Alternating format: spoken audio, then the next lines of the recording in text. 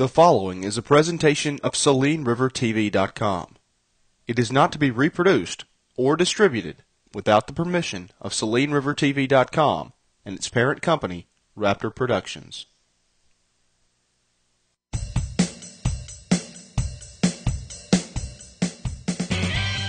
Lumberjack fans around the river region and afar, grab a snack, sit down in front of your computer or TV.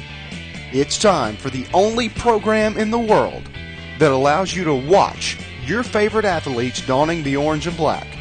This is Lumberjack Live on SalineRiverTV.com. Hello, ladies and gentlemen. Welcome to Lumberjack Live. We're ready, getting set here for the Lumberjack soccer game, the first ever in the history of the school.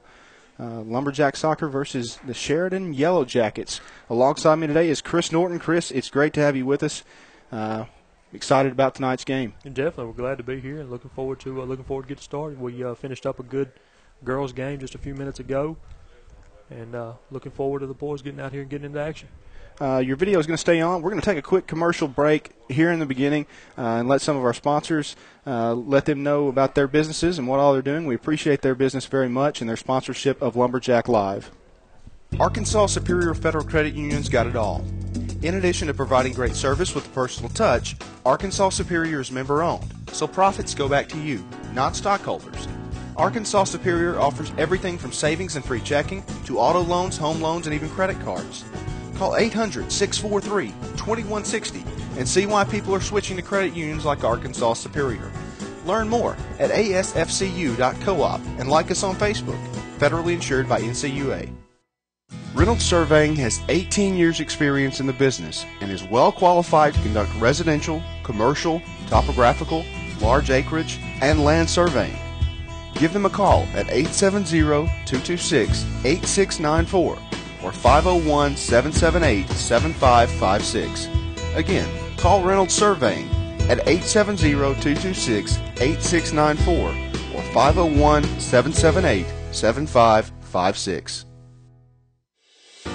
Get ready for the 56th annual Bradley County Pink Tomato Festival. This year's festival features headliner Marty Stewart. The festivities will kick off May 31st and last through June 9th. Go ahead and start making your plans today to attend Arkansas's Festival to Remember. Bring the entire family and enjoy the 56th annual Bradley County Pink Tomato Festival. Any good stadium groundskeeper will tell you that the quality and cleanliness of a sports field is essential to a great game. Athletes must be able to compete on pristine ground. The same goes for in the home. If you were to comfortably enjoy your home, it must be cared for in a professional quality manner. Call Beaver's Carpet Cleaning today for a free estimate. Dial 870-820-8762. Beaver's Carpet Cleaning, owner Beaver Ray Smith. Jennings Carpet Specialties is a proud sponsor of Lumberjack Live.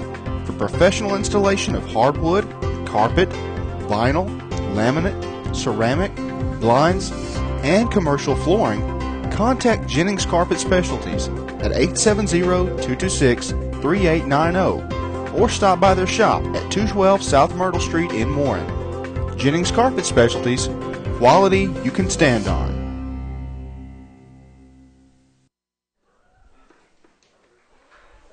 Welcome back, ladies and gentlemen. We are live from Jim Hurley Jr. Stadium. You're watching SalineRiverTV.com. I'm Rob Reap alongside Chris Norton. We hopefully have a great show lined up for you over the next couple of hours. The Warren Lumberjack soccer team about to make history, lining up to start their first ever team. As you can see out there on the field, they're excited, ready to go. A few of the names of some of the starters: Joel Garay in the midfield, Seth St. John on the right wing. It looks like Carlos Yepes may be. I'm trying to see here. He may be one of the strikers up front. Number 7 is Omar Macias up front, so he's going to be one of your center forwards. Sheridan with the kickoff. They take possession around midfield, cutting it to the left side, back through the middle. Warren takes it over. Sheridan's able to get possession back. That was number 9, Antonio Dubon, playing for the Lumberjacks in the midfield as well. Yepes and Macias set up for the free kick. Looks like Joel Gray is going to take it from about 40, 50 yards out. Just try to get some guys inside, maybe get a free header in. Takes a shot, curling away. Uh-oh, Warren's got a chance. No, goes away. They can just get the header back up into the danger area. Kicks up. Goalie saves it for Sheridan. Nice early opportunity for the Jacks. Tough break right there for Warren. They worked themselves in a pretty good position. The pace of this game really much, much different than what we just saw in the girls' soccer game a few minutes earlier.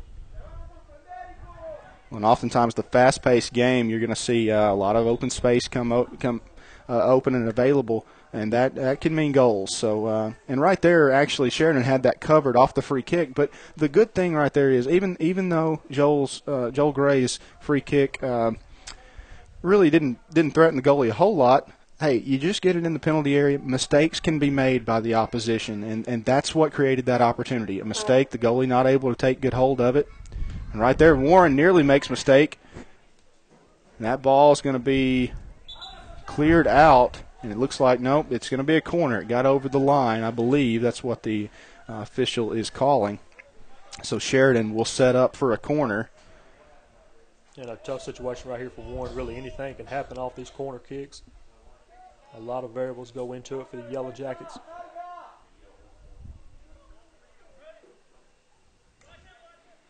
And here's the free kick. It's up.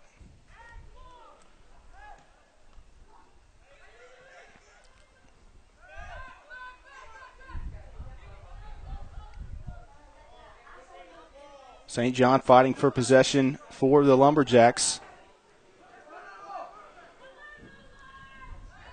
Dubon chasing it. Looks like number 10, Carlos Yepes, is going to play up forward and a bit slightly to the left. So he's going to be your striker, but playing a little bit to the left. We may have two center forwards, and Yepes and Macias. Warren throws it in here. Sheridan's able to get possession inside their own penalty area. Maurice Washington, tall defender for the Jacks.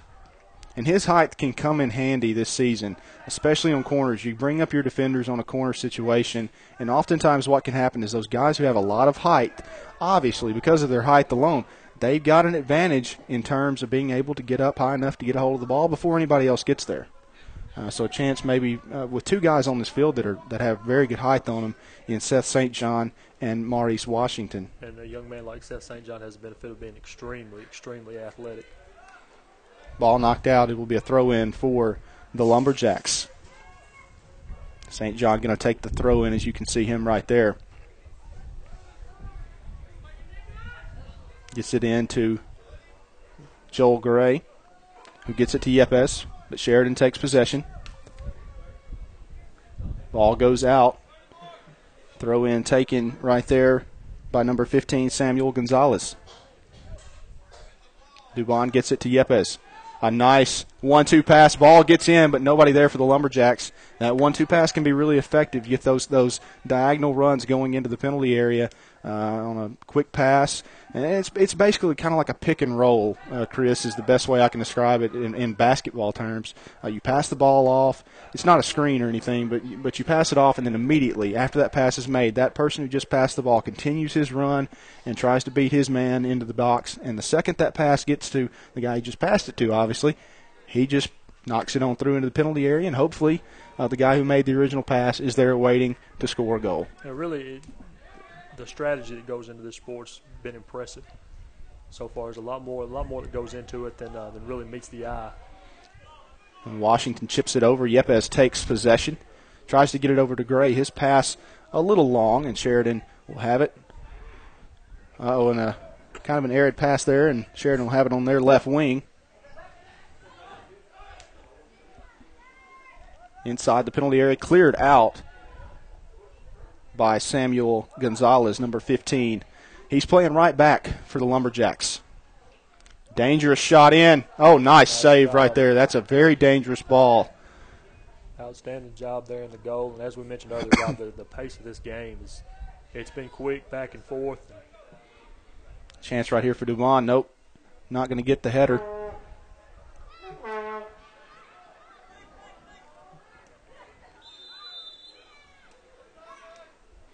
Trying to get the numbers here of our back four. Also playing at center back is going to be number 16. Looking for a number 16 on my roster. Gustavo Hernandez starting at center back, kind of right center back. And we'll try to explain a little bit about the positions to our viewers who don't know soccer very well. It looks like Warren's lining up. They've got four backs, a left back, two center backs, and a right back. And here they've got another opportunity, but turns it over. And actually, Maurice Washington is playing a pretty high line in terms of the defense. He's going to be one of your central midfielders, but he's almost coming up and playing in the midfield, which indicates a pretty strong offensive strategy here by Coach Rusty Dinsmore. Going to push forward and get multiple guys in. Now, here's a chance. St. John has it open on the right wing, but the pass is held up. He just didn't feel like he had it. Omar Macias, the striker, gets possession stolen from him. A chance here. They got a 1v2 situation cleared away nicely. Nice job there. By number 6, Hugo Romero.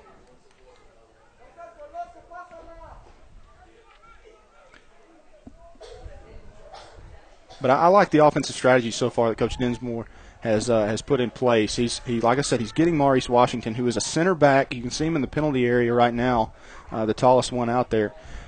He's pushing forward, and the reason being, you never know if you get down in the final third when you might need that extra man to just get a little bit extra and put a goal in the back of the net. Warren's been very aggressive so far. Another nice 1-2 pass. Just deflected. Had that gotten through, actually a handball right there called on. That's called on number 9, Antonio Duvon. But had that gotten through, no, it's actually against going to be against Sheridan. So a free kick. Macias is going to take it for the Lumberjacks. Shots up. Yepes rushing for it. Cannot save it. It'll be a goal kick for Sheridan. I like the idea there, though. Just you think Sheridan maybe going to sleep a little bit, thinking that it's going to be a kick towards the goal. And, in fact, he just tries to chip it over for one of his strikers. Definitely. Sheridan kick it away here from goal. We're seeing the girls played a very good game. We are obviously seeing something, like you said, a much faster pace, but we're seeing a game that's being stretched. You're seeing really both teams feeling a little bit of pressure at their back, and that's positive for the Lumberjacks, and it's going to benefit them later on down the year, even if they don't win this game. Just to know that they can compete with anybody is a great feeling. And of course, Sheridan representing the 6A South, a team that went to the state tournament last year, got beat by the eventual state championship, the eventual state champions in Russellville. Yeah, Gonzalez right there did a nice job. Samuel Gonzalez did a nice job as one of the backs for Warren on that last little play. Sheridan had really 2v1 with nobody but him to beat, and he put enough pressure and stayed back, played his position. It's kind of like a defensive end, not moving and following the ball. He didn't take the bait. Had he broken in on that, possibly that ball can be chipped over him or something, and all of a sudden there's nobody between Sheridan and the goal. But he plays his position, holds it where he needs to hold it, and when the ball gets played back in, he's right there and gets the interception.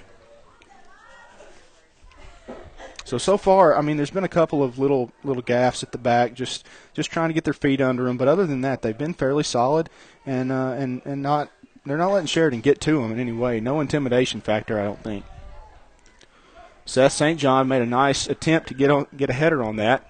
Chipped out. It actually bounces off of Sheridan. It'll be a throw-in for the Lumberjacks. Yeah, watching Seth St. John sprint down the field, he is extremely, extremely athletic, and I'm sure a big threat out here on the soccer pitch with his athletic ability and doing some of the things that he can do. Ball cleared away. Another nice job right there.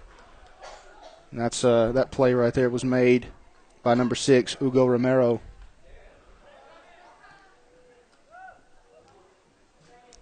And what I liked right there about Romero is he came forward.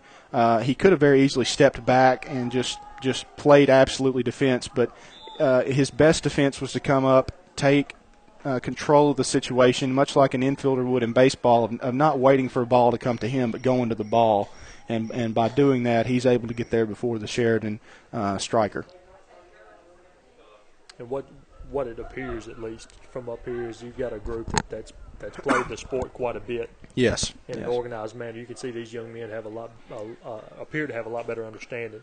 Well, now, of course, that brings up something Warren has had for quite some time, several years, probably I'd guess over 5 or 6 years, maybe even 10. There has been an amateur league that is no affiliation with the school whatsoever, but an amateur league that plays out at the Warren Baseball Softball Complex. It's really a larger adult league. You have men at any age from, 20 to probably 50 that play out there. But a lot of these kids have had some experience out there before. They've first of all watched the game. You and I both know any athlete, the best way to learn a sport is just to watch it. You don't necessarily have to just play it. You just watch other people play it and try to understand the basics. So these kids have had some experience. This isn't their first time around the block, but it's always a little different when you get out there and start competing against regular opponents. And nice job right there by the goalie coming forward. Your goalie doesn't have to stay back all the time. That's his job to come forward, and he's kind of the catcher of the soccer pitch. His job is to direct everybody and really be the guy that can see everything. He can see the whole field, so he's got to direct it and play it from the back.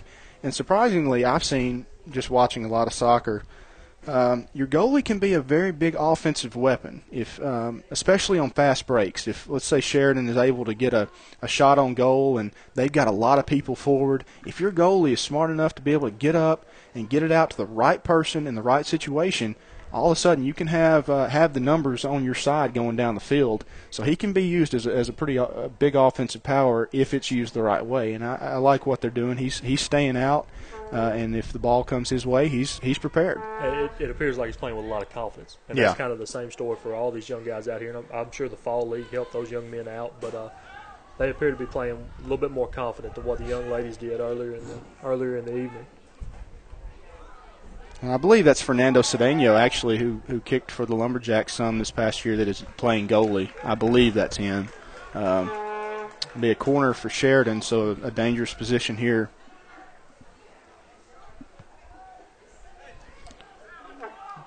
And you can see St. John coming forward, as is Maurice Washington.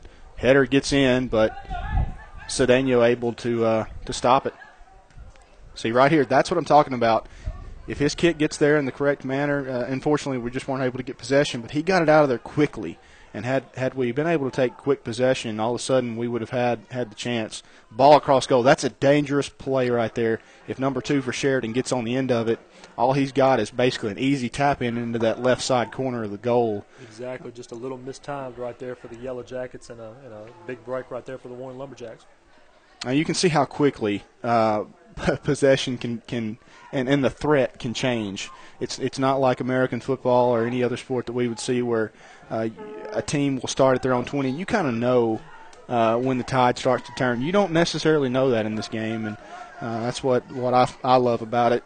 Things can change in a hurry.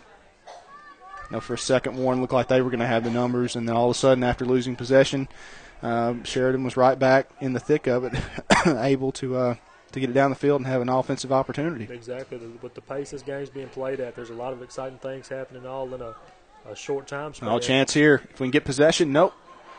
Just needed it one more touch there, and we would have had a chance on that left wing. It'll be Sheridan throw in. Again, thank you for watching SaleemRiverTV.com. We hope you're enjoying this live streamcast. The first ever Lumberjack soccer game. Again, you can watch several soccer games, select soccer games this season on SaleemRiverTV.com, a partner of SaleemRiverChronicle.com. Nice job by Cedeno to stop that. That's another dangerous ball. Sheridan starting to get a little pressure.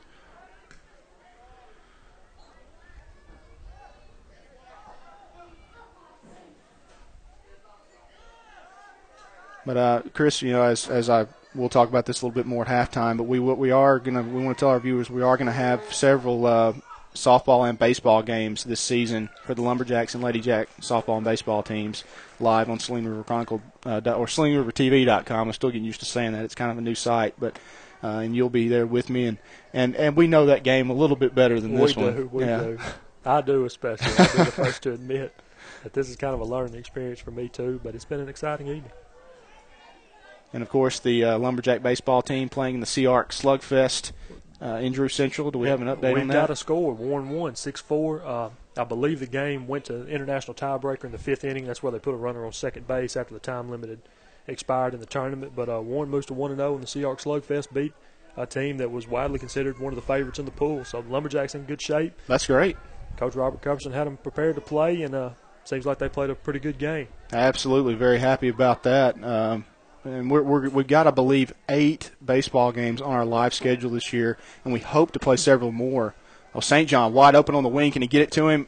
Just out of the reach. Macias not able to make the pass. Oh, we got a free kick, a foul called on Maurice Washington there, about 60 yards away from goal. And this is a dangerous spot. I know you say a free kick from 60 yards out. How in the world is that going to have a chance? Well, it's a lot like a corner, just from a different angle. You just get a ball into the penalty area and somebody gets a head on it. A lot of different things can happen, and it can go in. Free kick, takes a low shot. Oh, no, a chance. Oh, that's a goal for Sheridan. Exactly what you were getting at. The free kick, he's unpressured. He's able to kind of put the soccer ball where he wants to, and anything can happen from there. Well, and I hate to get on him, but Fernando made a mistake right there. You got to pick that one up with your hands. You can't try to use your feet on that as a goalie. You just got to eat that. You pick it up with your hands. You field it like a ground ball. He tried to get possession of it with his feet, and unfortunately that's pretty hard to do when a ball's coming at you that quick, especially for a youngster. That's a mistake. He'll learn. He'll get better, but a tough break because he had it stopped. He was there in position and just unable to do anything. But it's not only just on him. Your back four, the guys that were set up in that line before that kick was made, you notice Sheridan had people back as soon as the ball was deflected. As soon as the rebound came out, they were there. Your back four for Warren, they've got to be there as well. They've got to fight tooth and nail to get there and be in front of those Sheridan forwards. And fight for that ball. You can't just let them have a free shot. And actually, Fernando did a good job right there of just almost stopped it. Is what I'm trying to say. He still, even though after making the mistake, he almost got there. Oh, we got a chance here. If we can get on the left wing, Garay looks like he may be a bit shaken up. A hard collision. Yeah, we've seen a couple of those tonight. We saw a couple of those in the girls' game. This is and I'll be honest, I'm not sure. I really think that may have been a foul.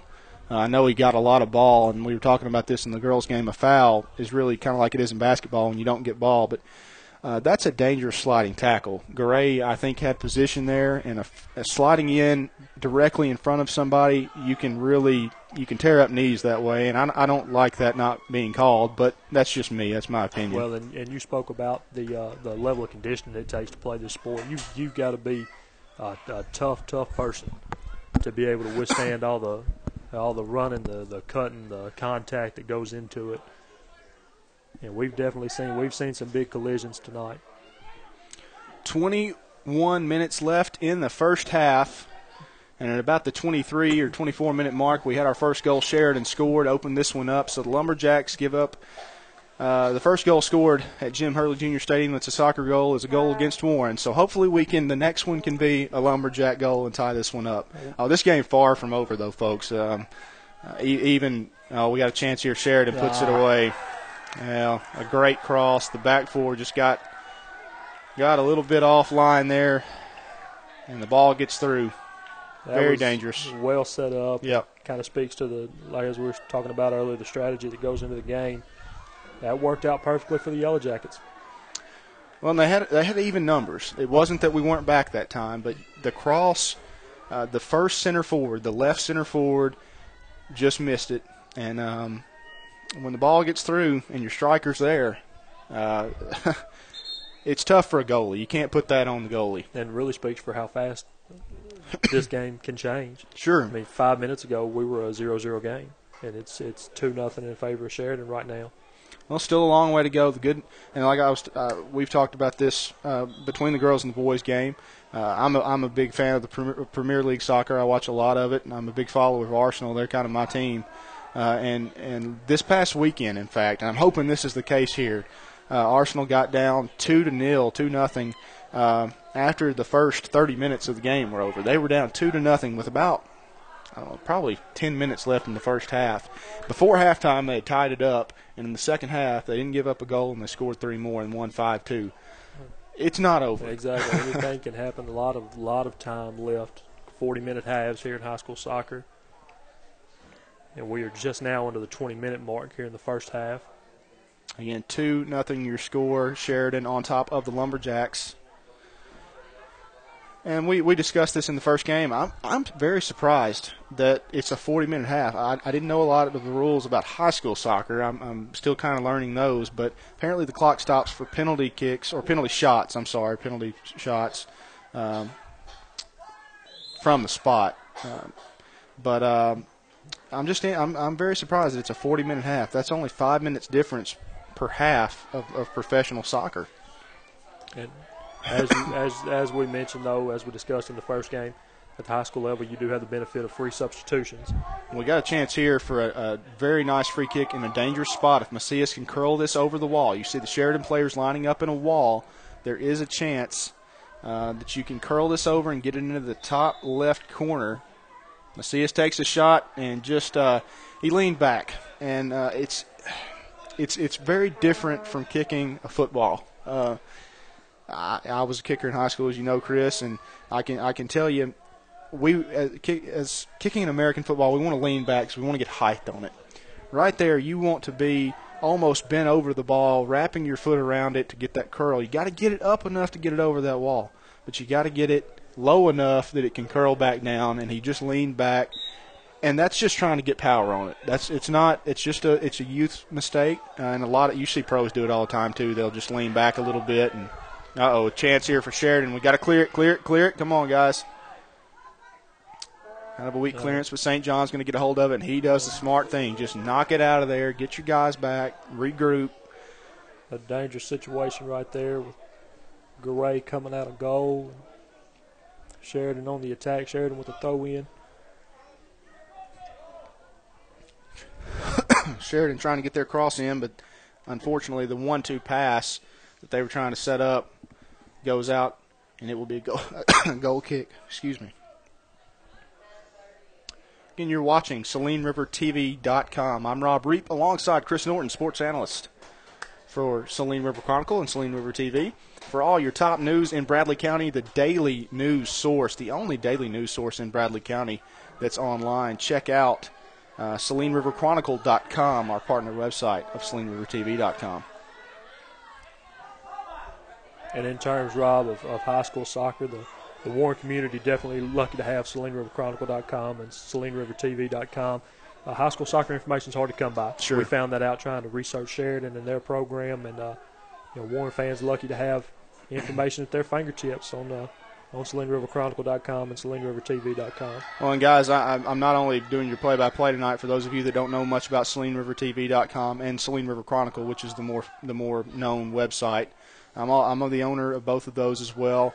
And I just want to tell you, our goal day in and day out is to be the #1 cover of Lumberjack sports. We are going to work hard on that. Baseball, softball, the whole thing.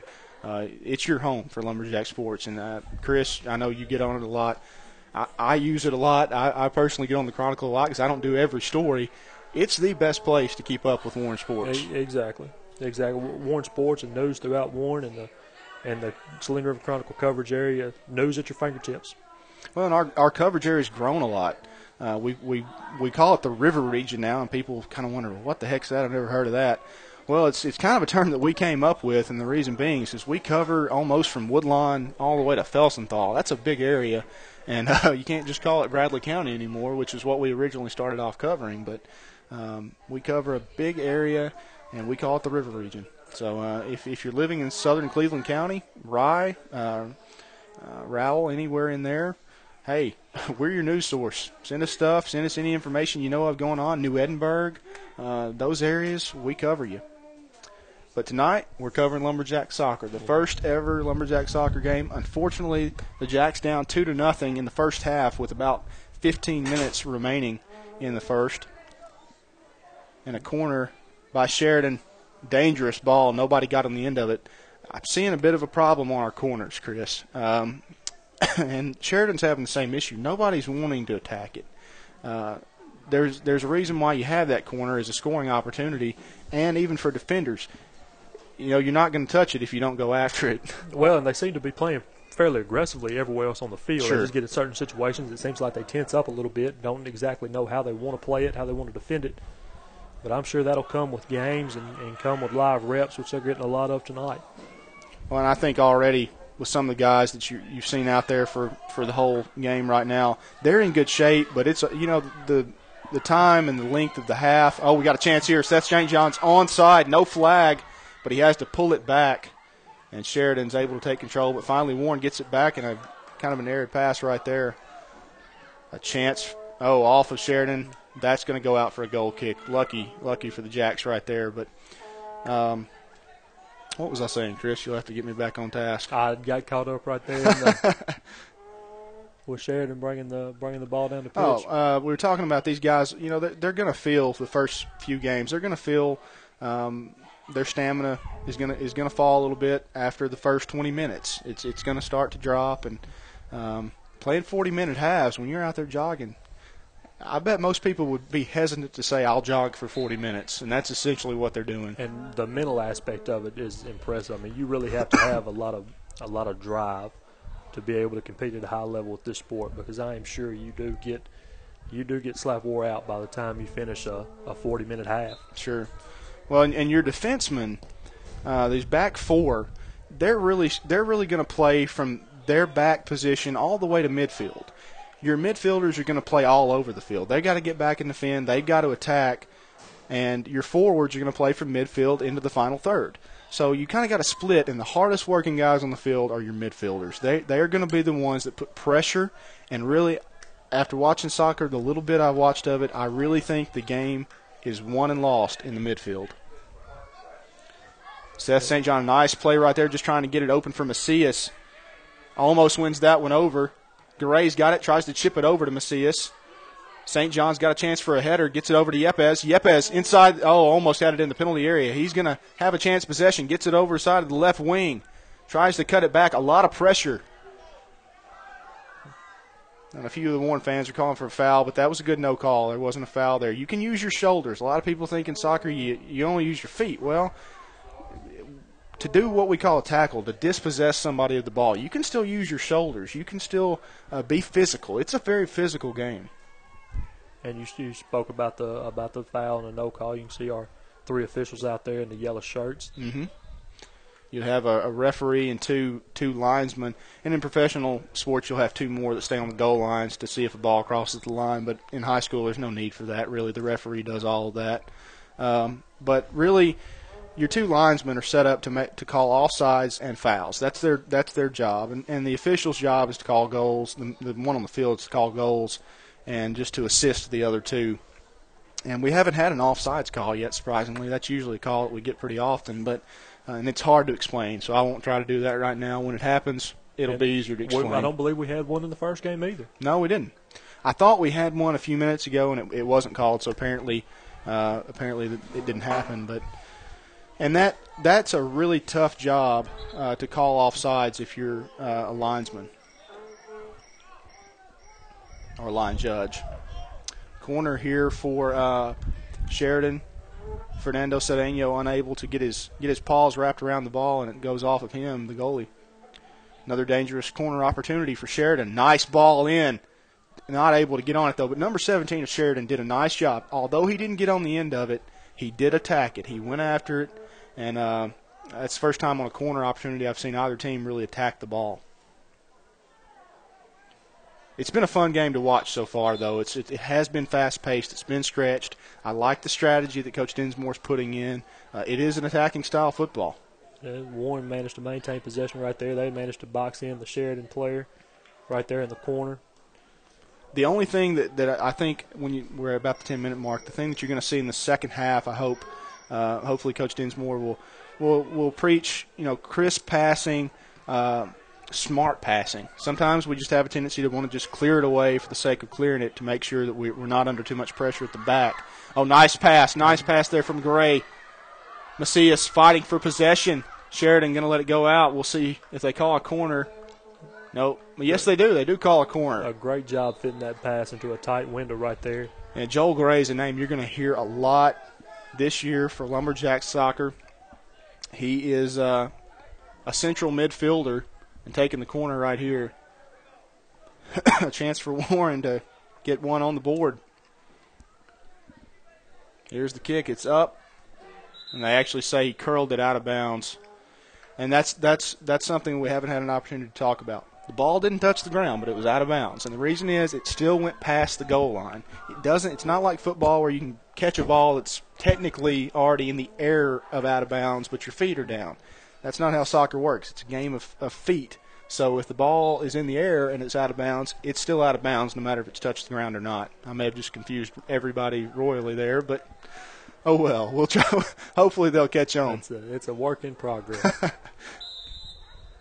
Looks like we've got a foul on Sheridan and free kick to Warren. But again, that was a nice pass by Joel Gray a few minutes ago just to set up that corner. Fit it through a really tight spot like you were saying. But those are the kind of passes that can eventually equal goals. And had Macias gotten on the end of it and been able to fight off the defender, he's got nobody but the goalie to beat. And possibly if he gets one more, maybe a midfielder or a forward down there with him on the other side, it's a simple goal.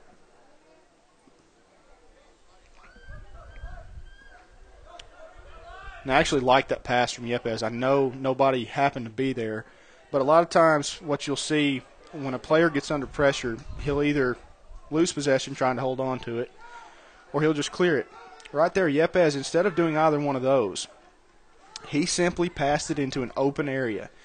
And what that does is it gives one of your players, one of your teammates, the opportunity to run into that open space. Likely there's going to be someone near it. Just get it into the open area and try to hopefully pick up a good pass, keep possession. Try to see if your teammates can make something happen on the other end. It's a lot chance here for Sheridan, not able to get a hold of it, though it goes out. I keep trying to make comparisons to other sports because that's what a lot of our viewers know. This is a game that's a bit foreign to them, but that's in theory it's a lot like baseball. If you got a runner, or not just that, if you need to get a runner on base, the thing you want to do as a hitter, just put it in play. Things can happen, and that's what you want to do here. You just want to just press, and your opponent is eventually going to make a mistake. Exactly. That's exactly right. And actually, that's what's happened with Sheridan. They have played some good soccer, but we've had a chance to stop it, but we've made some mistakes, and that's going to happen. But they've played that philosophy. They put pressure on us, and good things have happened for them so far. Quick throw in. That's what you can't have happen right there. That throw in, we've got to be quickly ready for it, and we've got to get a header on it, clear it out of there. Oh, nice play right there. I believe that was Hugo Romero. Garay in midfield. Nice job. Cuts it back. He's got numbers. Nice pass to Macias. Oh, barely tipped away. And a bad bounce. It goes towards Sheridan. It'll be knocked out, and it will be Sheridan throw in. We had a chance right there, but just a tough break. 6 minutes and 20 seconds left here in the first half. 2-0 your score. Sheridan on top of the Lumberjacks. Again, Sheridan got the ball in quick on the throw in. They'll probably do the same here.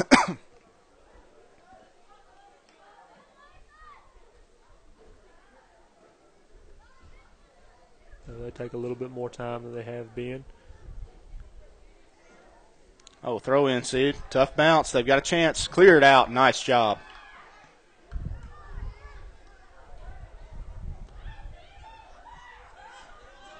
Oh, not a good sign right there. Sheridan had a striker inside, number 17 for the Yellow Jackets, and had that ball gotten past our last defender, he's got, again, nobody to beat but the goalie. As we near the halftime break, again, Sheridan nice with another job chance. keeping that in right there by Sheridan. and that was actually a bad first touch right there to cut it back. Had he had a little bit softer touch on it, he could have just chipped it up and maybe gotten somebody on the other end of it for a header and a goal. But as we near halftime, I do have to say I've been proud of the Lumberjacks. They fought hard. And as you see, the official right there did not stop play, but he did call a foul on Maurice Washington. So Washington's now, I think, got 2 fouls on him. Next one, you'll probably see a yellow card come out, and we'll explain that at halftime, what that means. But anyway, what happened is the official called a foul on Washington for basically a shoulder challenge, which it was a pretty rough one. I would have called a foul as well. But you saw the referee held his arms out, Chris, and what he was saying was Sheridan, while there was a foul committed on Sheridan by Maurice Washington of Warren, he thought there was still a scoring opportunity available. And if he stops play right there, that scoring opportunity could have disappeared for the Yellow Jackets. Instead, he says, play on. I'll know the foul's there. Instead of giving you a free kick, though, I'll let you continue your scoring opportunity. You probably have a better chance at it in this situation than you would from a free kick. So he allows play to continue. He'll remember that foul. It'll kind of go in the back of his mind, and the next time Washington commits a foul, he'll probably pull out a yellow card. If he gets a yellow card, he's in a cautionary position. That means if he gets a second yellow, if he commits another foul and a second yellow card is handed out to him and put in the book, 2 yellows equal a red. And a red card is an ejection. You're sent off, and in fact, if high school plays like professional, you're basically not allowed to play the next game. Okay. But now are they able to replace his position on the field? No. That's the bad thing about a red card. When a player gets sent off by a red card, you're not allowed to substitute for him, so you lose a man. So in effect, you're 11 on 10. Basically, yes. It's a lot like a power play in hockey, except it lasts the entire game. Unless high school plays this differently than professional soccer does, he is sent off and you're not allowed to substitute for him.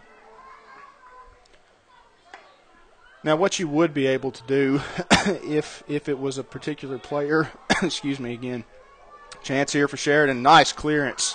Goalie came out of his box right there and just cleared it away. Good job. But for Sheridan, or for Warren, if a man is sent off, chance here for Warren. I'll stop my thoughts. Oh, tough pass right there. St. John trying to force it a little bit, but he had good possession. Be a throw in for Warren. But if there is a player ejected by a red card, you can make a substitution of another player that plays that position of the player that was ejected. If you basically lose a different position, you can do that. That's completely legal, but you don't want to get a red card. That's the basis of it. Just don't get one. But it's not a rarity. That's not something that's rare in soccer. You see red cards a lot. Just the physical aspect of the game, I'm sure it comes up quite a bit. Sure, and it's not just for physical tackles. It's also you can give a straight red card, which means nobody's gotten a yellow. This player hasn't gotten a yellow, but if he commits a vagrant foul that's just really bad, he can hand a straight red card, and that player can be gone without any warning. Okay. That can also happen to a coach. If a coach says something or any player says something to an official, it can be given for basically language or anything like that.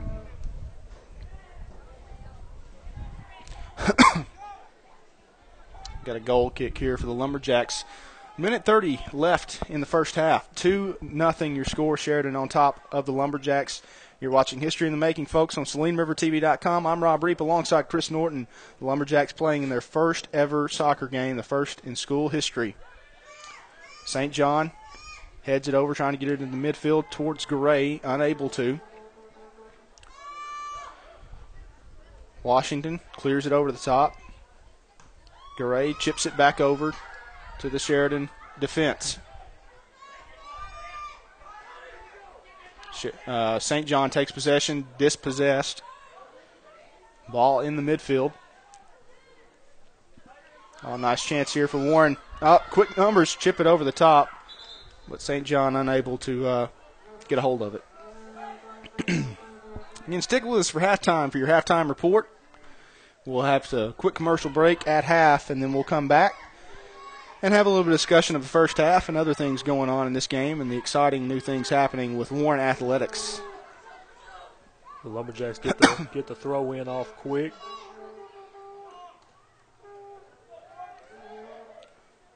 With possession at the back right there was number 16, Gustavo Hernandez. St. John with a chance. Oh, just went for that top right corner. Not a bad shot. That's not a bad shot. I know he missed it by about 2 or 3 feet, but he had power and pace on it. Just didn't quite get on the end. What's the call we've got here, Rob? It may have been an offsides call. Yeah, that wouldn't have counted. Had he scored, it would have been. It would not have counted. All right, we're going to take a quick commercial break here in just a second, and then we will be back with your Saline River TV and SalineRiverChronicle.com halftime report. Again, I'm Rob Reap alongside Chris Norton. Stick with us, folks. Arkansas Superior Federal Credit Union's got it all. In addition to providing great service with a personal touch, Arkansas Superior is member-owned, so profits go back to you, not stockholders. Arkansas Superior offers everything from savings and free checking to auto loans, home loans, and even credit cards. Call 800-643-2160 and see why people are switching to credit unions like Arkansas Superior. Learn more at asfcu.coop and like us on Facebook. Federally insured by NCUA. Reynolds Surveying has 18 years experience in the business and is well qualified to conduct residential, commercial, topographical, large acreage, and land surveying. Give them a call at 870-226-8694 or 501-778-7556. Again, call Reynolds Surveying at 870-226-8694 or 501-778-7556. Get ready for the 56th annual Bradley County Pink Tomato Festival. This year's festival features headliner Marty Stewart. The festivities will kick off May 31st and last through June 9th. Go ahead and start making your plans today to attend Arkansas's Festival to Remember. Bring the entire family and enjoy the 56th annual Bradley County Pink Tomato Festival. Any good stadium groundskeeper will tell you that the quality and cleanliness of a sports field is essential to a great game. Athletes must be able to compete on pristine ground. The same goes for in the home. If you were to comfortably enjoy your home, it must be cared for in a professional quality manner. Call Beaver's Carpet Cleaning today for a free estimate. Dial 870-820-8762. Beaver's Carpet Cleaning, owner Beaver Ray Smith. Jennings Carpet Specialties is a proud sponsor of Lumberjack Live.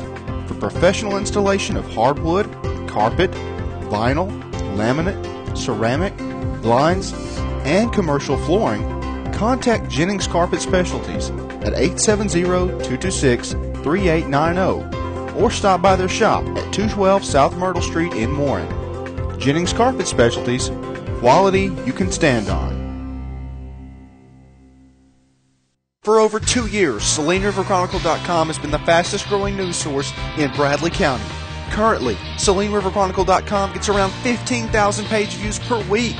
It's the only local news source in Bradley County that provides fast-breaking news, full-color photography, and live video coverage through the new SalineRiverTV.com. And guess what else? SalineRiverChronicle.com is updated every single day. That's right, it's a daily local news source. Help us spread the word about SalineRiverChronicle.com. All right, welcome back, ladies and gentlemen. You are watching SalineRiverTV.com. I'm Rob Reap alongside Chris Norton. We have a game in progress already. The Warren Lumberjack soccer team, the first one in school history, taking on the Sheridan Yellow Jackets. And currently at halftime, they're down by the score of 2-0 to those Yellow Jackets. Chris, what did you think of the first half? I thought it was a strong performance. I thought Warren came out and played pretty well. Obviously Sheridan's been doing this before. Warren in their first year as a varsity program, first year of existence period. I know they played a little bit as a JV squad last spring, but I thought all in all it was a good showing. They had some positive things they can build off of here at halftime. I totally agree with you. One of the things that that we talked about that we really noticed was the pace of this game compared to the girls' game was obviously a lot quicker. But I was pleased with the play in frankly all areas of the field. We made a couple of mistakes at the back that cost us, and really those two mistakes did cost us those 2 goals. But one of them really was just great play by Sheridan. I can't say that it was a bad mistake on our part. They just made a nice cross on that second goal, and it's tough to stop that when a team's got the numbers on their side in their final third. But I was pleased with the play and the effort of all of our guys. Seth St. John looked great. He made a great run. Joel Gray, central midfielder, did a terrific job on just passing the ball crisply. But we've got to get more solid just keeping possession. I think right now if you look at the stats, possession's probably not on our side in terms of percentages. But that's something that we've got to improve on. And watching these guys in practice play each other, you can see that's something that they've got to work on.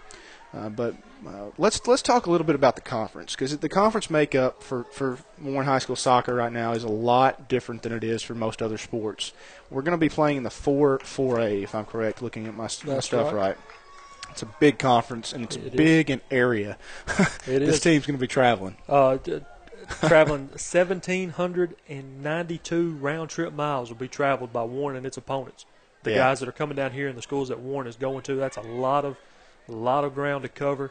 Everywhere from Helena to play Kip Delta to Malvern to Maumelle to Stuttgart. A lot of places, a lot of new faces that haven't been seen really by Warren Athletics. Well, here's the conference makeup: Arkansas Baptist, Episcopal Collegiate, Harmony Grove Benton, Kip Delta, Malvern, Maumelle, Norflet, Pulaski Academy, who is pretty good at soccer. Very good. Pulaski, Robinson, and Stuttgart, and then, of course, Warren. So a big conference and some big-name teams that have been playing for a while. It's not going to be an easy season. Not at all. And Pulaski Academy, we spoke about their girls earlier. Their girls have won 5 championships. Their boys, no slouch. They've won 3 of their own. Norflet in the conference, they're a first-year program, a very small school there around El Dorado. They've added the sport, as did Warren. Warren had the luxury of being able to add boys and girls. Yeah, and that's great. They had great numbers on both sides. Stuttgart, Pulaski Academy, Malvern, and Arkansas Baptist were the representatives for this conference last season in the 4A state tournament. Nobody made it past the quarterfinals. I believe they went 2-2 in the first round with, I believe it was Pulaski Academy and it may have been Arkansas Baptist. Both got knocked out in the quarters.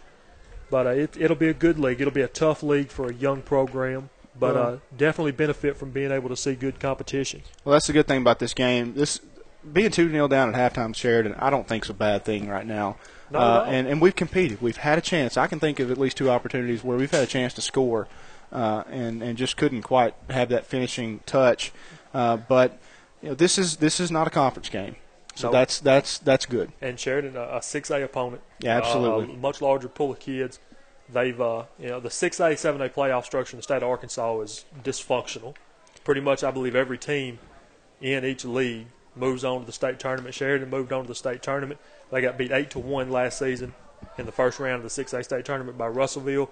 Russellville did go on though to play for a state championship.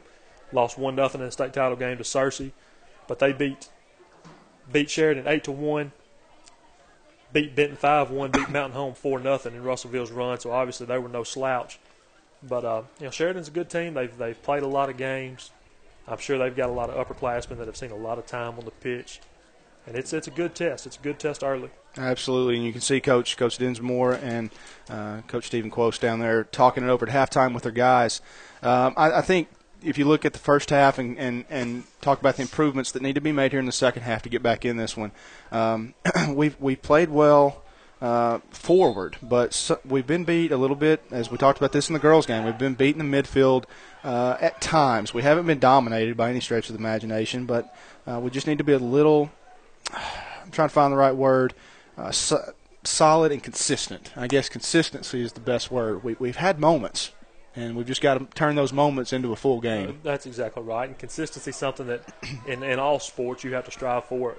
You have to work extremely hard to accomplish early in the season. And, baseball and softball both play tonight, and I'm sure they're battling the same kind of deal. And we're not talking about, for this team especially, we're not talking about just the first game of the season. We're talking about the first game ever. Yeah. I mean, we've never had this program here at Warren High School. So this isn't just a first game of a season. These guys haven't played competitive for Warren ever before. This is different, a little bit different situation. But I think they've competed well. We just got to see if we can fight back in this one. Long way from being over. 40 minutes to go, and we're about to start off the second half. Warren Lumberjacks down 2-0. As we get set for the kickoff, the Jacks will have possession. And, Chris, you notice on a kickoff, nobody booms it down the field. You just have to kick it forward, get it across that midfield line into your opponent's territory. And you see right there, Omar Macias takes possession and he kicks it back immediately. And the goal is to maintain control. Obviously, you don't want to boom it and give up control there to start the half. And we made a mistake that Sheridan has already come out here in this first half. They're going to press. Their defense is going to press us. And we saw we kicked it out and had a turnover, but we got it back right there, and it'll be our throw-in. I'm hoping to see number 10 in about the middle of your screen right there, Carlos Yepes. He is a very young athlete. He's either a sophomore or freshman. He's got a chance. Oh, just couldn't get quite the strength that he needed. But that was an opportunity. You saw his idea. He was trying to just kind of get a little tap into that far corner, and it was there. And nice job by the Sheridan player there in goal, coming up, making sure he secured the ball, kind of what Warren didn't do early in the game in a similar situation. And in Yepes' defense, he had to get rid of that in a hurry. He had a defenseman right back on him pretty hard. Now, what I was just about to say, oh, no, cleared away. Anyway, what I was just about to say, though, is I'm hoping to see Yepes push forward on the left wing a little bit more. He's playing a forward position, and you saw it nearly paid off. He got in, had a good opportunity. Macias on the ball, gets it on the left wing to Yepes. Pretty hard first touch and is dispossessed. And I'm watching, like I said, watching some of these guys in practice. They've had that problem a little bit throughout the practice sessions. They're still. It's tough to control a ball when it's passed to you with any strength. Oh, nice sliding tackle. We'll see. Oh, nice job. Didn't even go out of bounds. And that was the definition of a tackle in soccer, folks. A nice sliding tackle, got all ball, and no argument from the Sheridan sidelines. I mean, they understand that was a nice tackle. We got a foul right there. It'll be a free kick for Warren in a dangerous spot. Time to get forward. I tell you what, one goal, and it's a whole other ball game. And we saw Sheridan in this situation, pretty much the same spot of the field from that's how he got the goal. Side. Yeah, and it worked out well for him. Warren hoping to do the same right here. Joel Gray is going to take the kick, and junior for Warren.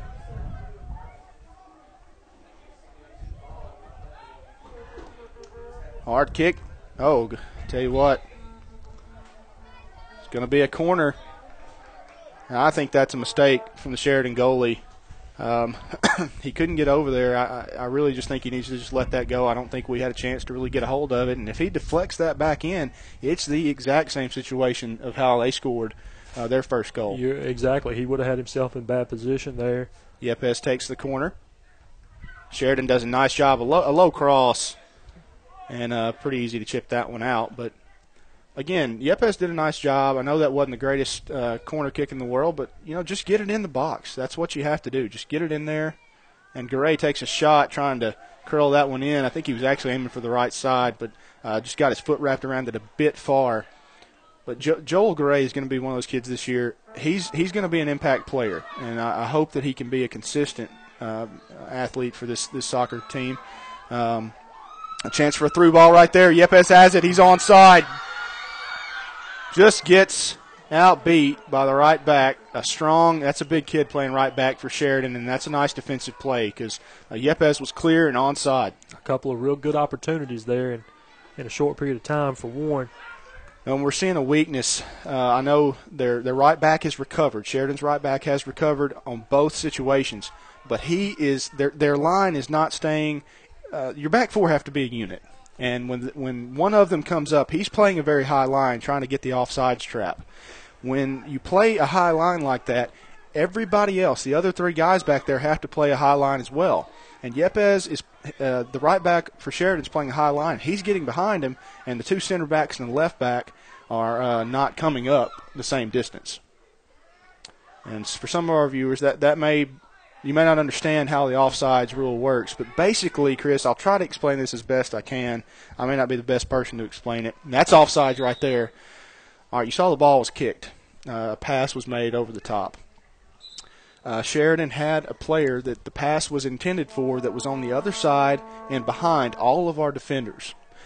That may seem like an unfair rule. You may be thinking, well, why can't he be back there? Well, the rule is in place so that nobody just stands at one end and waits for the opponent to lose the ball and then have a ball kicked over the top to him. You want the game. You want everybody to be involved in the game. You can't just have people standing at each end. Got a Warren player down on that exchange. I think you'll see the official blow his whistle. That's Joel Gray that's down. Not a good sign. Hopefully he's okay. Looks like he just ball maybe hit him in the thigh. We'll see. And a very classy job. Sheridan's players taking a knee along with Warren's. I think they've been a very worthy opponent tonight, and I'm glad that they came down here and were willing to play us. This is a good team, and we're glad to have them in Warren. Definitely.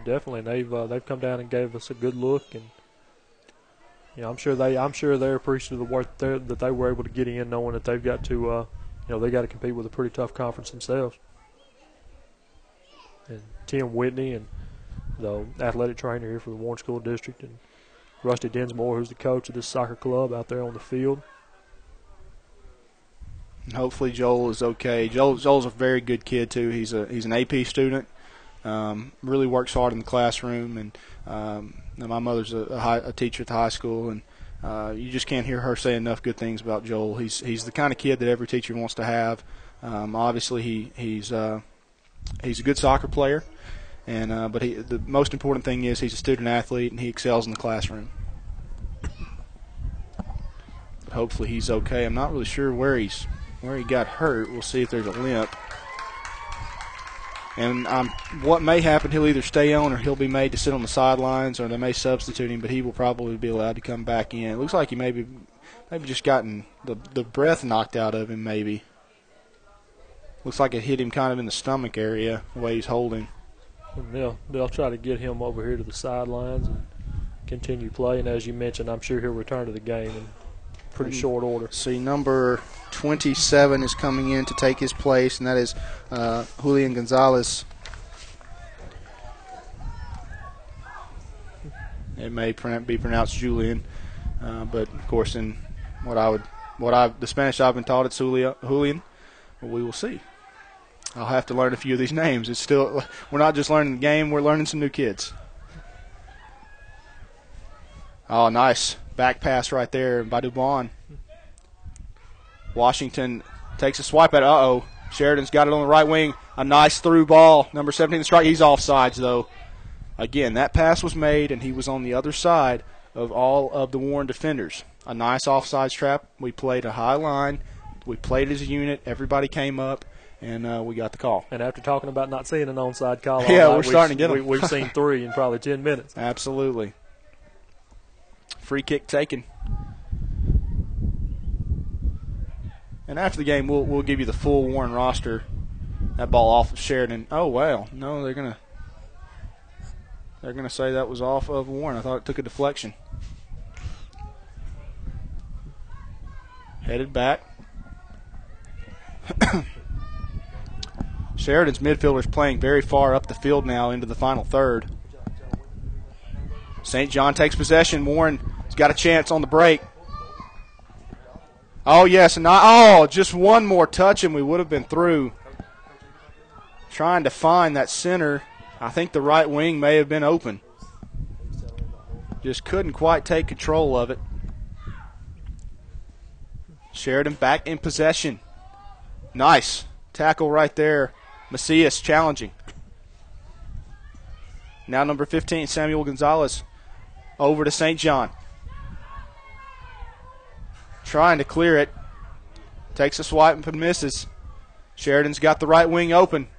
They cut it over to number 21, their midfielder. He gets it past Washington. Chips it through. But Romero able to clear it.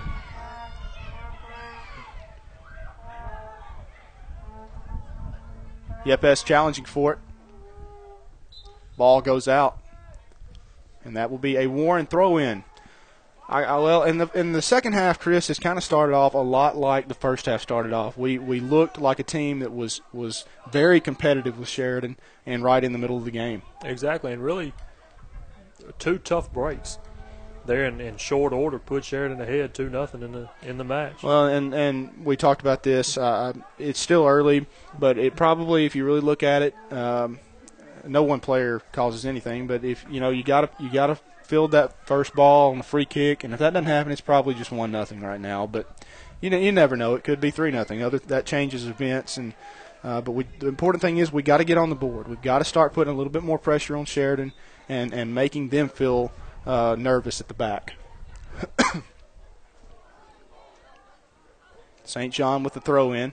Macias, number 7 there, has a chance. St. John. There's no 5-second rule or anything. You can theoretically hold the ball until somebody's open. St. John gets it into Macias on the right wing, but it goes out. It'll be a Sheridan throw in.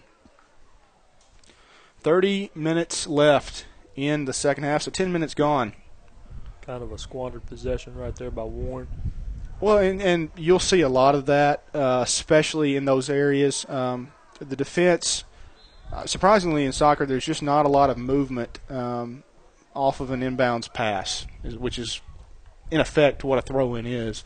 Mm-hmm. But I see this a lot watching professional soccer. You'll see throw in, and they'll throw it into an area that's very congested, and a lot of times it'll be a turnover. So like we were talking about during the girls' game, just because you have a throw-in doesn't technically mean you're going to keep possession of the ball.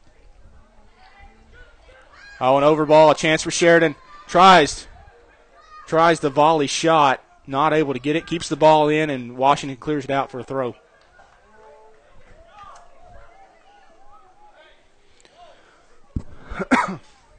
Still 2-0 your score.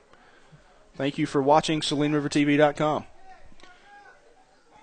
A lot more soccer coming your way right now. 30 minutes left. Header. If he gets a little bit more power on that, it could be a goal, but he's not able to, and Cedeno kicks it away.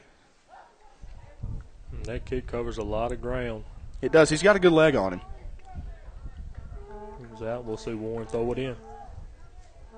Well, and you went from having a severe threat on your own goal to having a throw in the final third and the chance to score. And Macias makes a good run. It's cleared away, another throw in for the Lumberjacks.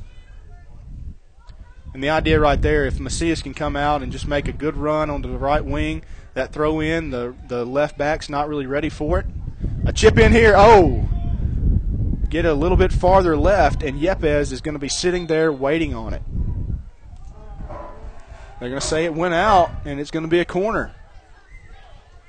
Again, that ball was caught by the goalie, but it was apparently already over the line. It doesn't have to touch the ground. We'll see. This is a very good opportunity right here for the Warren Lumberjacks, trying to post their first ever goal. I see a few of the contest. You see a few of the baseball players getting to the stadium right now, and that ball goes out. See, yeah, that's a well, and it's tough for a right-footed kicker in that situation on a corner on that side of the field, and the reason being, the way you kick a soccer ball, naturally a right-footed kicker is going to have a curl to it. And when the ball is kicked like that from a corner in that situation, you really want a left-footed kicker there because that ball is going to go automatically into fair play, not go out of bounds, and curl back in towards the goal for a possible header. When you get a right-footed kicker there, he has to almost kick it on the dead line, and that's hard to do when you're kicking with a right foot.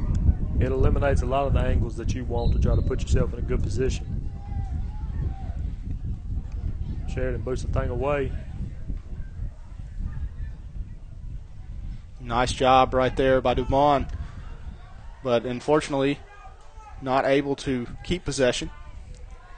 Now Sheridan threatening on the left wing. Gets a nice cross in.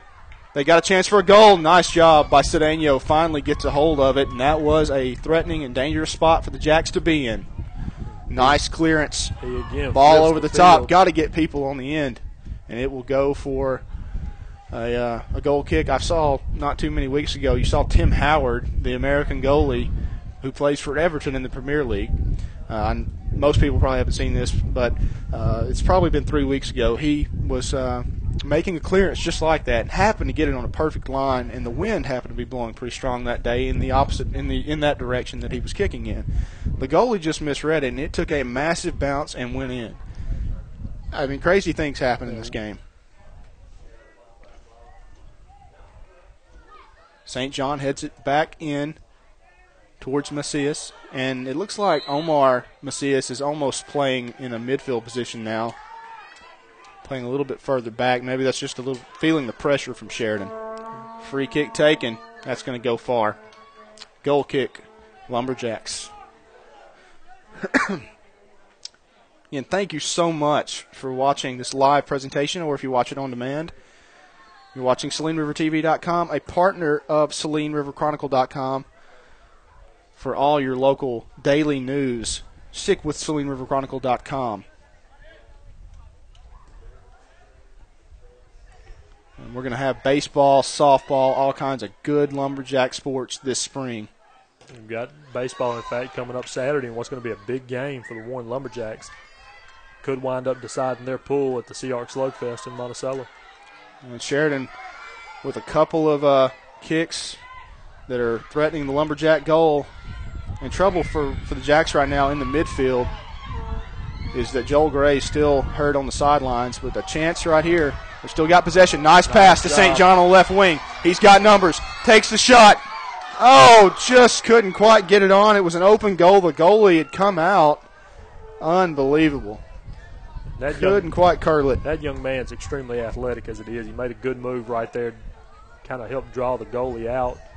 Yeah, if he can just get his foot turned on that, get that foot wrapped around the ball. I know he didn't have a straight line. He was trying to shoot it towards that far post to get it around the goalie. But the goalie would come out, just chip it up a little bit, get a little curl on it, and it'll go right into the goal. But that's a tough play for a youngster and a guy that's really only about a year ago started playing this sport. Exactly. Got a lot of young people out here completely new to the sport. But he has come a long way. I've watched him, and Seth St. John is going to be a very key player this year for the Lumberjacks. His size alone is a dangerous component for any opposition. Chance on the right wing. But Sheridan foils it. Clearance made. It'll be a Sheridan throw-in. Seth's had a good game tonight. He's always one of those guys, and you see this with him playing basketball or any sport. He gives 110%. And that's what makes a lot of soccer players great soccer players. People like Lionel Messi and even Wayne Rooney and Robin Van Persie. Those guys, they work harder than everybody else. And they're like Lionel Messi, I don't think is maybe a chance, and Sheridan puts it in the goal. That makes it 3-0. 3-0 your score right now.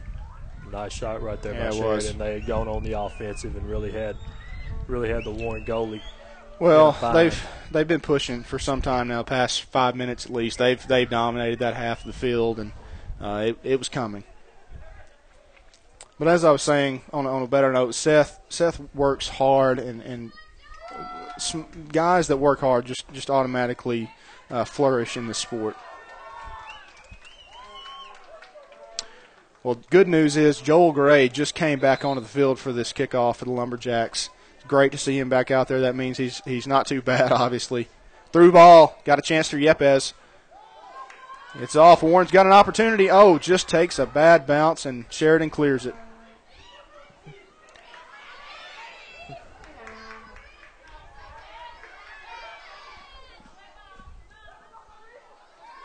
St. John's got it. Gets it over to Washington. Over to Gray.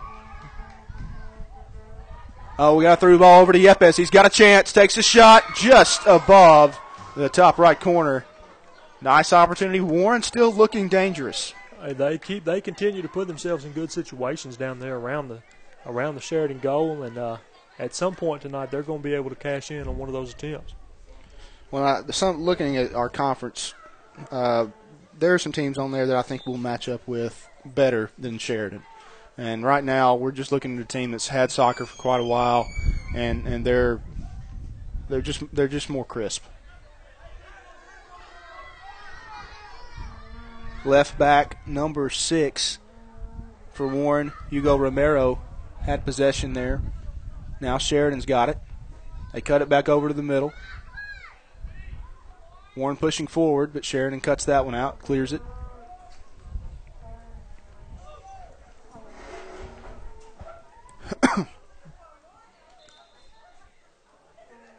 Throw in for the Lumberjacks.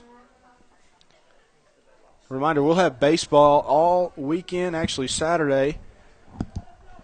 And I don't have a schedule here in front of me. I'm a terrible commentator, aren't I? I believe that's at 11:45. 11:45. So we'll start our streamcast, I think, at 11:40. That's a big game for Warren over there in the Sea Arc Slugfest. That game with Dollaway may very well decide who wins that pool, has a chance to go on and play for the Sea Arc Slugfest Championship at Monticello High at 5 o'clock that afternoon. And then, of course, next Monday, we had a softball game scheduled for today, but just because of the historical significance of this game, we wanted to cover this, and we had a lot of requests for it. Warren with a chance here again inside the penalty area. Macias has it, takes a shot. Oh, we may have a penalty. I think we got a foul called. Real quick, Rob, we've got a score on that softball game. Drew Central won 7-1. So Drew Central took the season opener. Well, ladies and gentlemen, Joel Gray is going to take the penalty kick. We could see the first ever goal scored here in just a second. I'm pulling for him. I'd love to be able to say Joel Gray's the first Lumberjack to ever score a soccer goal for Warren High School. Come on, Joel. Let's knock it through, buddy.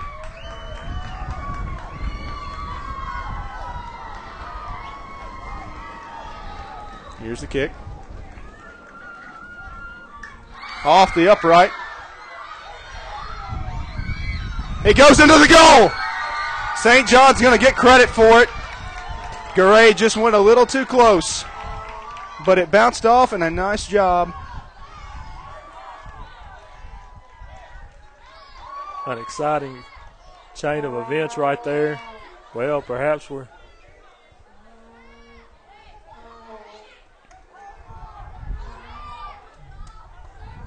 apparently it's being waved off. Oh, no.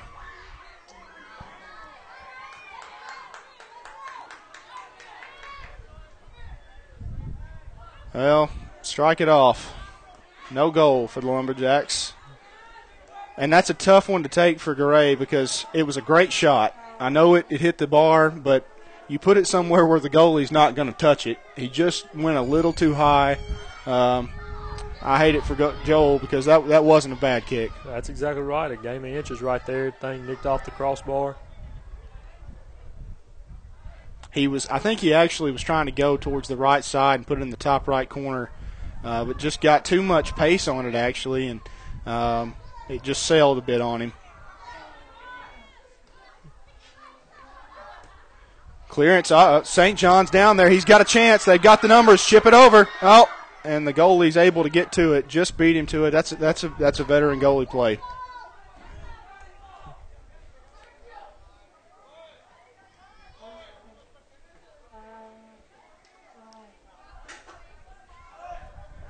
Warren continuing to battle right here. Yeah, chance is coming for the Jacks. Part of me feels a little bit heartbroken. I was really hoping to see that first goal right there, but still 18 minutes to go. Plenty of time to get a goal. And, you might even in 18 minutes be able to score two. And possibly, you push it, and you never know what can happen. You could get a late equalizer or something. But we gotta start from scratch here and just get one goal, get it back, and get it back within two. In soccer's a game where 3 goals is a pretty big deficit. It's not easy to come back from 3 goals. Now in high school, I don't really know if there may be a little bit more of a difference in that, but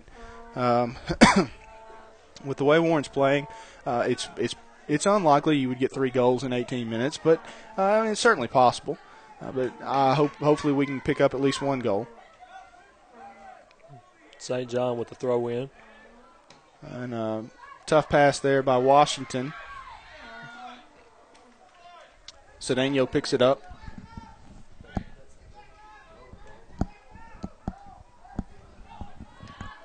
Ball over the top. Macias takes control of it in the midfield.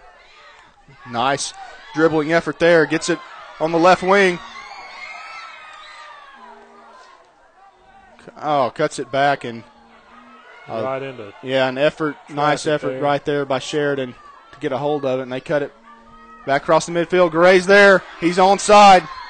It looks like it's going to be cleared away by Sheridan. It's going to be a corner. And Garay's going to take the corner kick, and he's in a much better spot here kicking from this left side as a righty. That ball is going to curl in rather than go over the top of the goal.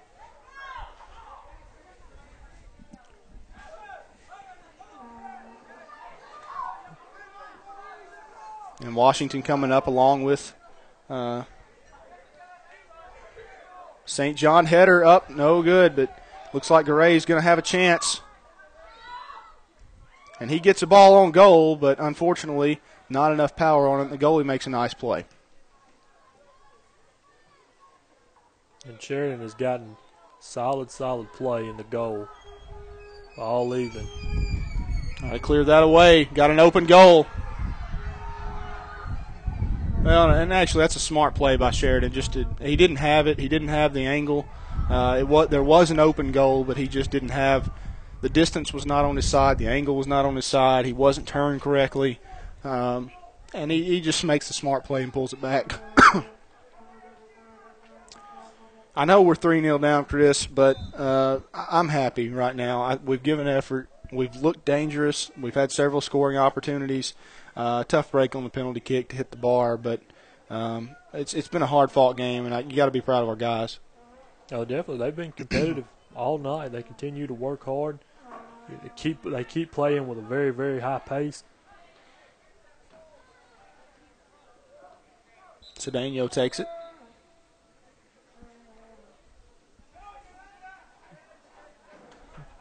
What's the call on the field? Looks like we may have a player with an injury here.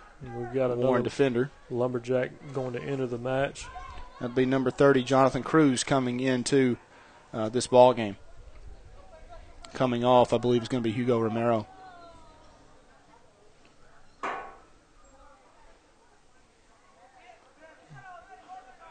Tim Whitney addressing somebody on the sidelines there.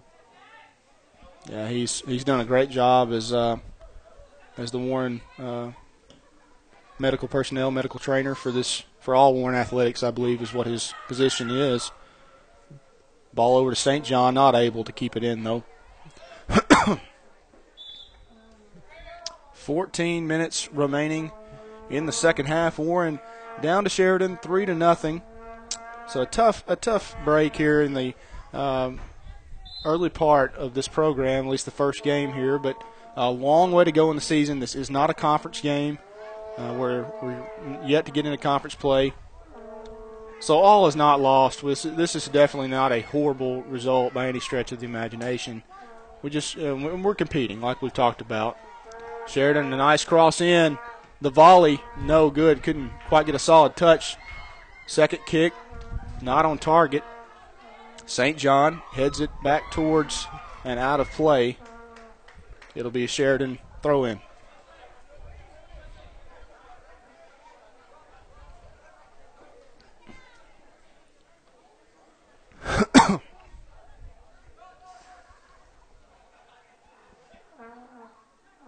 Sheridan has a chance here. Nice dribbling shot far wide of that left post. The Sheridan Yellow Jackets, one of a few non-conference games the soccer program has scheduled. I believe they've got a contest with Pine Bluff later on in the year, one with Arkadelphia. Be able to get some good work in. I know that the Sheridan boys finished ahead of, at 2-8, finished ahead of Pine Bluff, who was 0-10 in 6A South play last season. So some good competition on tap both before and during conference play.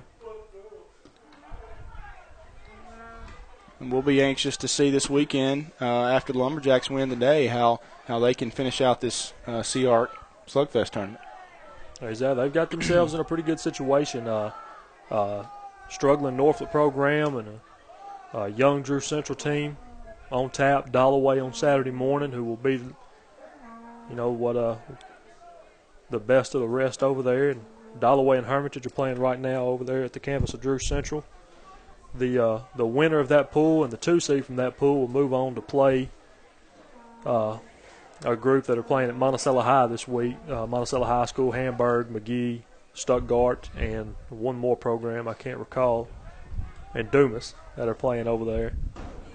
So a big event, and hopefully Warren can pull out the win and get to Saturday afternoon's game with a chance to win the thing. Absolutely. We will be there live at 11:40 a.m. Saturday to call that game. Is when our streamcast starts. So get prepared for that one.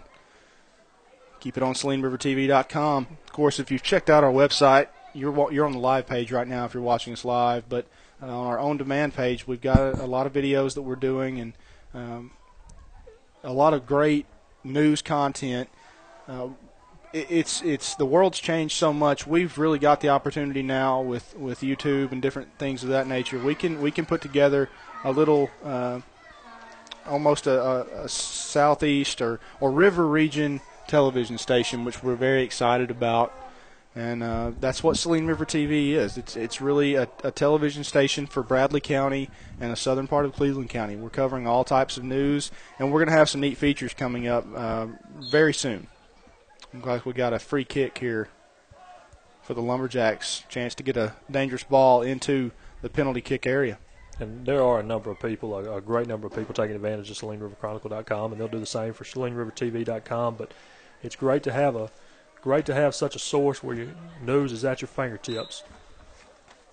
Here is Joel Garay to take the free kick. Curls it, and the goalie's there, makes a nice stop. Just got a little bit too much on that one right there, Chris. I think the idea that he was looking for was to try to get a couple of his guys in the box and maybe one of them get a header on the end and have a chance. Oh, nice dribbling effort right there. Gets it on the wing to St. John. Nope, it's going to go out. And you can see the talent that Garay has. He's just working hard and making a nice effort to put pressure on this Yellow Jacket squad. Now this ball here will come back out to the corner. It's gone a long way out there. So again, the home of the Warren Lumberjacks are going to be Jim Hurley Jr. Stadium. They're playing at the football field here in Warren under the lights tonight. Omar Macias going to take this corner kick. Garay.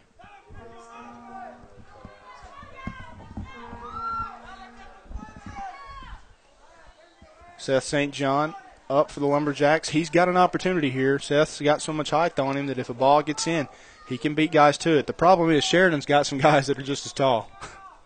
Warren runs on a sub quickly. Oh, we had a chance to get on that header. Just a little bit mistimed, but it's going to be a throw-in for the Jacks. 9 minutes remaining, 3-0 the score. Sheridan beating the Lumberjacks right now. But, again, it's been a tough first game, but, hey, they've given effort, and they have not competed. They've competed very well, and we're proud of them. Oh, definitely, as did the girls earlier today. Sure. And, nothing to hang their head about. That back pass stays in. Sheridan in the midfield. St. John is going to bounce off him and be a Sheridan throw-in.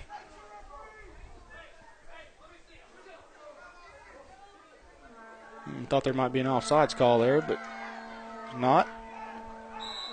We got a foul called. Looks like we're going to have our first card. Well, no. Maybe not.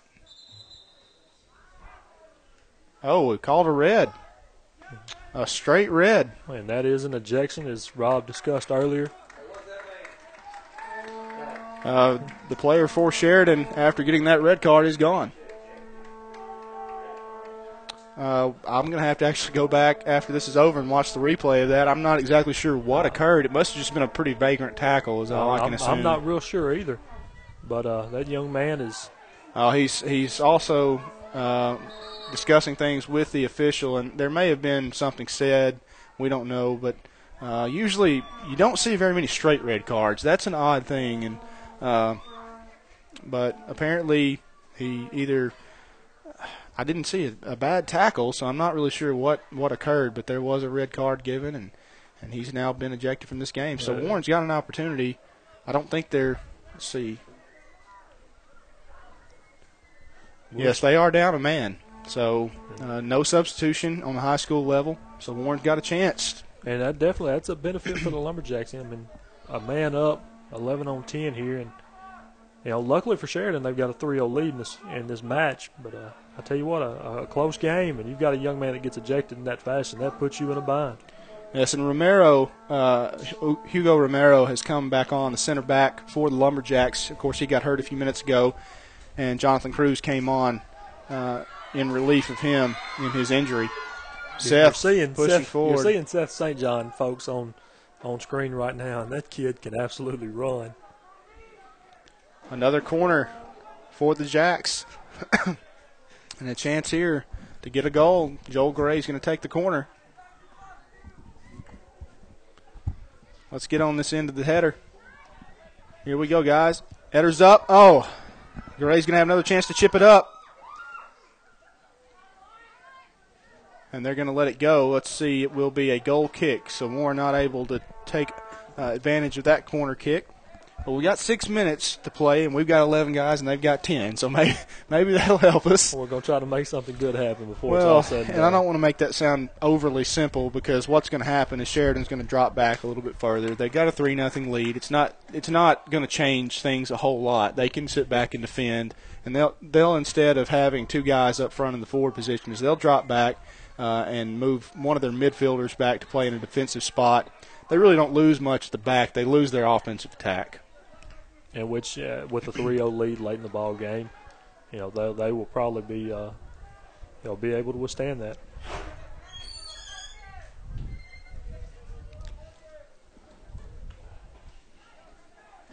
Throw in for the Yellow Jackets.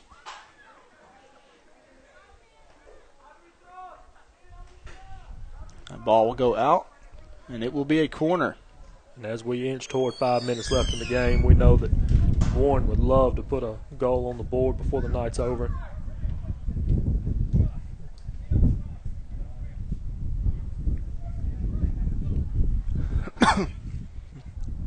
We've had several opportunities tonight. We just had some bad breaks. Of course, the penalty kick that was missed, but I don't want to put any blame on Joel. He did a great job on that penalty kick. I'm not unhappy with it at all. Just sailed a little bit, had a lot of pace and power on it. Just happened to hit the crossbar and a couple inches lower, and it bounces in. Like you said, it's a game of inches. Well, we've seen some athletic dribbling, athletic play tonight, and this soccer is really called the game of poetry in motion. That's what a lot of people call it. You have a tough time seeing that in full speed, but if you could break this down, a lot of these guys are very talented, and one of them that you've seen tonight has been Joel Gray. You've seen Carlos Yepes. You've seen Omar Macias. You've seen Antonio Dubon. I'm trying to name off some of these other guys that have been playing out there tonight. Seth St. John. Seth is more of an all-out attack player. I mean, that's the kind of guy he is. He's not going to be your finesse guy, but he's going to attack and he's going to make you feel uncomfortable. And he's done a good job tonight. He's made a lot of plays, giving great effort. Dubon on the ball, tries to look for the pass, trying to find Gray, but Gray had already made a forward run. And that's just really a simple case of a little bit of miscommunication. And these guys are just now going to start getting used to playing with each other in game format. That situation right there where Dubon tried to make a pass to Gray and he had already made a forward run, they've got to learn what each other and anticipate what each other are going to do. And that kind of thing will just come with experience. Well, and a credit to this Warren coaching staff. These kids, these girls as well, look prepared to come out and play. The boys appeared a little bit more fluid today, played with a little bit more confidence it seems, but both groups looked like they were prepared to come out here and play, and both gave great efforts. Here's the throw-in. Ball cleared away. And, of course, a lot of these guys are still very new to the game. We've got some that have played it a lot, but I know Maurice and Seth, they've really just picked it up in the past year and a half since this soccer program has really known that it was going to be started. So they're still really what I would call in the infant stages. It's kind of like T-ballers, still trying to learn the basics of the game and understand how it works. But a nice tackle right there. But luckily for Sheridan, they're able to keep possession. Chip it over the top. This is a chance for the Yellow Jackets. Tried the shot on the volley, not able to do it, and Washington does a nice job of clearing that away.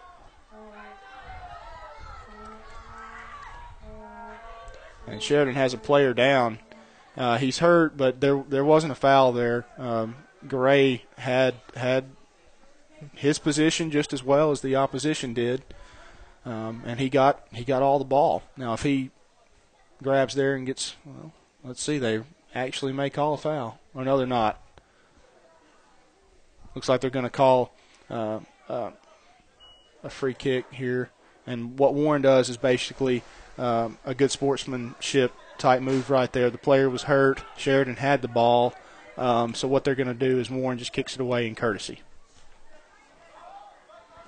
Oh, that may be a foul. He was held, but no call. Garay fights for position. The Yellow Jackets caught a break right there.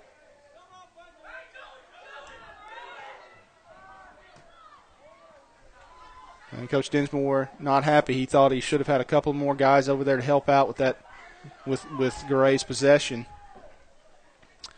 We're down to 1:16. It's looking like right now the Jacks are not going to be able to get their first goal of the season, but it hasn't been an all-loss day. They've played well and they've competed. We're now down under a minute here on the opening night of Warren Soccer.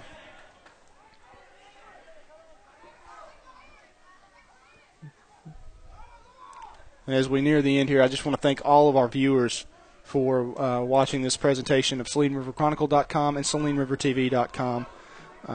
We've enjoyed it very much. I'm glad that we were able to bring it to you. It's a historic night, even though we've lost. There's been a lot of great teams in the past lost their first game, but it's the start of hopefully great things. And, again, we're proud of these guys. I want to say thank you to all of them for allowing SalineRiverChronicle.com and Saline River TV to be a part of this experience of starting a brand-new sport and athletic program at Warren High School. It's been a pleasure. And, Chris, I'm glad you were able to share it with me. We enjoyed it. We enjoyed it. Both teams played well, got a lot to build off of going forward. Looking forward to the season of Lumberjack Live. Got a lot of exciting games on tap. Well, for SalineRiverChronicle.com and SalineRiverTV.com, I want to thank you so much. On behalf of Chris Norton and our camera operator, Anthony Hernsberger, thank you so much for joining us this evening. Again, tune in this weekend. Log on to SalineRiverTV.com, and you can watch the Warren Lumberjacks in the Sea-Arc Slugfest at Drew Central Live at 11:40 a.m. is when our streamcast will start. Again, thank you so much for joining us. Have a great night, everybody. Go Jacks.